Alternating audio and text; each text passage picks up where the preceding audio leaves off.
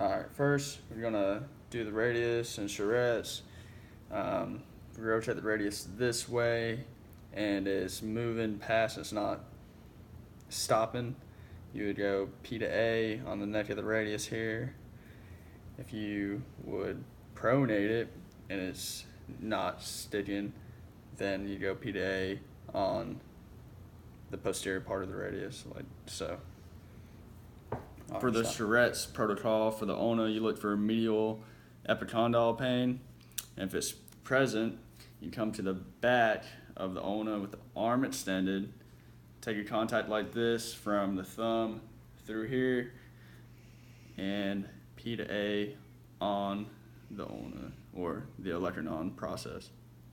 All right, for the Heron's protocol, you want to test the tricep in neutral.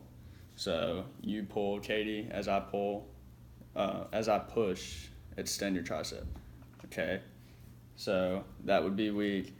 Then you do, or that would be 5 out of 5. Okay, then for the ulna, you make a U, flex this down, and then you do the same test. Push out, extend. Okay, that'd be 4 out of 5. All right, you can stop there. And then after that's 4 out of 5, you would have the patient either place it on the medial epicondyle or lateral epicondyle, and that would tell you which way the ulna is out. If the ulna was out with her touching on the lateral epicondyle, that means that it went posterior lateral. If it was on the medial side, that would mean that it went posterior medial.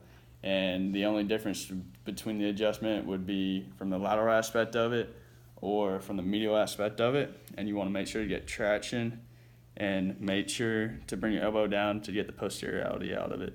And then you just go from medial to lateral or lateral to medial with your thrust. The radius, you have the patient extend their wrist like this after testing a 5 out of 5 with it in neutral. And then, okay, extend. That would be weak. That'd be 4 out of 5, and that would indicate a radius is out.